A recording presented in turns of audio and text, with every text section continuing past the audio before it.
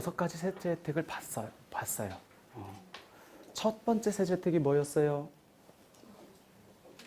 휘발성이 강하죠? 첫 번째 혜택. 그래도 제목은 알고 가야지.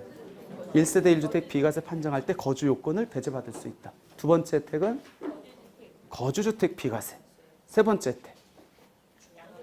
양도소득세에서 중과 배제될 수 있다. 네 번째 혜택. 장기보육 특별공제에서 추가 적용을 받을 수 있다. 일곱 번째 혜택. 장기보육 특별공제와 관련돼서 특례 적용 50%, 70%를 받을 수 있다. 그 다음에 마지막 혜택 뭐였죠? 양도소득세 100% 감면. 그럼 그 혜택들을 이제 내가 적용받을 수 있어. 대신에 각각 세제 혜택이 요구하는 요건들이 다르기 때문에 내가 모든 세제 혜택을 다 적용받는 건 아니야. 그렇기 때문에 내가 임대가 끝났어. 또는 자동 말소가 됐어. 이걸 팔았을 때 양도소득세를 계산할 때 어떻게 계산되는지 한번 보자는 겁니다. 핵심은 그거예요. 세제 혜택별로 요건이 다르다는 거예요. 가액 요건, 면적 요건. 그러면은 먼저 요 케이스입니다. 내가 임대사업자 등록을 했는데 임대 개실 연재 6억 원 이하 그 요건은 충족했어.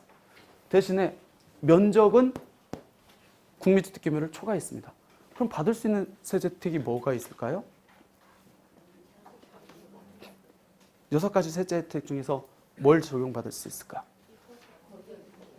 비과세 거주 요건 배제, 거주주택 비과세, 그 다음에 양도세 중과 배제하고 추가 적용. 근데 거주 요건 배제하고 거주주택 비과세는 비과세와 관련된 거, 즉 양도일연재 한 채여야 되니까 일단은 걔네들은 빼고 내가 이걸 팔 때 다른 주택이 있다라고 가정하고 그럼 비과세 빼고 그럼 적용받을 수 있는 거는 중과 배제하고 추가 적용이겠네요.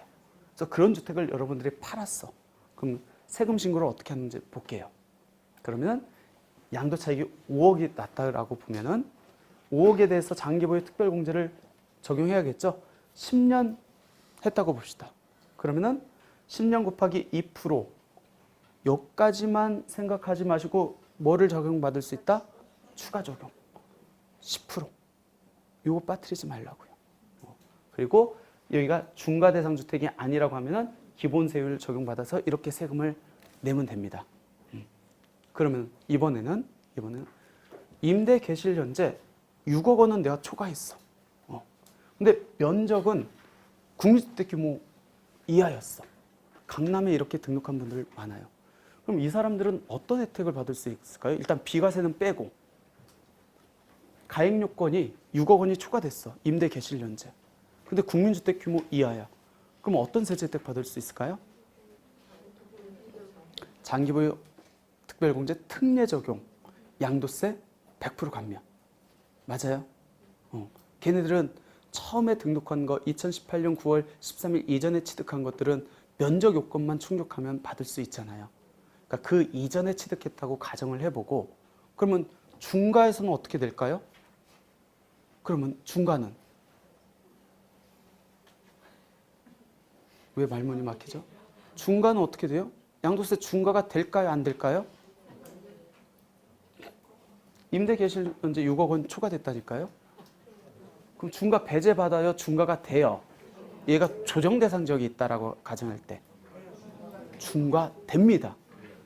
어떤 얘기를 드리고 싶으냐면 임대주택으로 등록하면 무조건 중과 배제를 받는다고 생각하는 분들이 많아요. 중과를 배제를 받으려면 어떤 요건이 있어야 되죠? 전제 조건이 임대 개실 연재 6억 원 이하. 얘는 6억 원이 초과됐기 때문에 양도일 연재 그 지역이 비조정 대상 지역이 아닌 이상은 중과예요. 중과가 되더라도 아까 특례 적용하고 감면은 받을 수 있습니까? 그건 받을 수 있겠죠. 그러면 중과가 됐다고 가정해보고 세금 계산 어떻게 했는지 볼게요. 5억에 대해서 장기보유 특별공제 10년을 보유했기 때문에 몇 프로 받아요? 70%.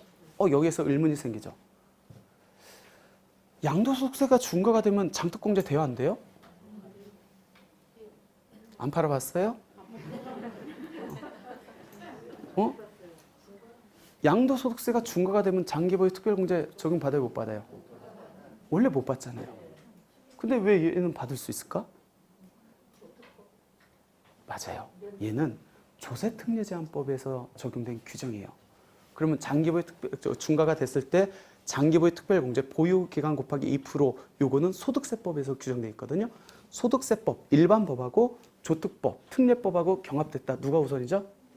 특례법, 조특법이 우선이에요. 그래서 얘는 요 공제율 70%를 적용받을 수 있습니다. 그럼 이렇게 받았어. 1억 5천에 대해서 그 다음 문제입니다. 세율을 적용할 때 일반 세율이 아닌 중과 세율이 적용된다는 겁니다. 이해되세요? 물론 얘가 너무나 다행스럽게도 양도일연제 비조정 대상 지역이면 일반 세율은 적용받을 수 있겠지만 조정 대상 지역이다. 아니 강남에 있다. 그러면 중과가 적용된다는 거. 그러니까 전해드리고 싶은 거는 임대주택으로 등록했다고 해서 무조건 다 중과 배제된다. 그렇게 생각하시면 안 된다는 거예요. 그럼 나는 특례 적용을 받을 수도 있고 10년 했으니까 70%짜리를 받을 수도 있고 또 하나 뭘 선택할 수도 있죠? 양도소득세 100% 감면을 선택할 수도 있겠네요. 그럼 내가 100% 감면을 선택했어. 그러면 세금 계산 어떻게 했는지 볼게요. 양도 차익 나왔습니다. 장기보유 특별공제 특례 적용 70%를 선택을 안 했대요. 그러면 장특공제 적용돼야 안 돼요? 얘는 임대 개실연재 6억 원 초과된 주택입니다. 국민주택 규모 이하. 돼요 안 돼요? 안 돼요. 왜? 중과 대상이니까. 중과 대상이니까. 그럼 여기서는 장특공제 하나도 안 돼요. 5억에 대해서 세율을 적용합니다. 일반 세율이에요? 중과 세율이에요? 중과 세율. 왜? 6억 원 초과됐잖아요. 물론 이 지역이 양도일연재 감사계도 비조정 대상으로 해지가 됐다. 그러면 상관없습니다. 근데 조정 대상 지역이면 중과가 됩니다. 그럼에도 불구하고 그럼 세금이 엄청 나오겠죠? 그럼에도 불구하고 이 전체 금액에 대해서 100% 감면 그리고 감면 금액의 20% 농어촌 특별세 이렇게 계산하는 겁니다. 그러면 이 두 가지 요건을 다 충족했다. 6억 원 이하, 국민주택 규모 이하. 그럼 어떻게 되죠? 중과에서도 배제. and 70%를 선택하든 양도세 100% 감면을 선택하든 선택할 수 있겠네요. 그러면 가장 좋죠.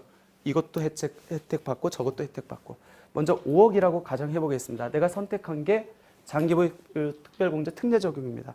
그럼 5억에 대해서 장특공제 70% 받고 나머지에 대해서 기본 세율을 적용하겠네요. 3,700만 원. 이번에는 양도세 100% 감면을 선택했습니다. 그러면 5억에 대해서 장기보유 특별공제는 중복 적용이 안 되니까 기본적인 세율을 적용해야겠네요. 10년 곱하기 2%, 20% 빼주고 세율은 기본 세율. 1억 3,400이 나왔지만 100% 감면 금액의 20%는 농어촌 특별세. 이렇게 세금을 계산하는 겁니다. 계산할 수 있겠어요?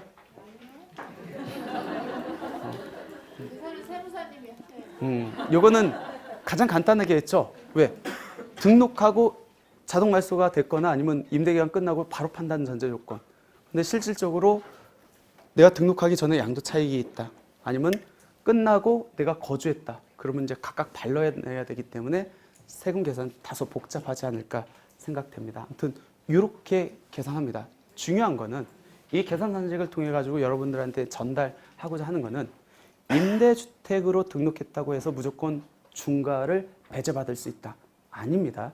중과를 배제받으려면 임대 개시 시점에 몇 억? 6억 원 이하, 수도권 밖은 3억 원 이하.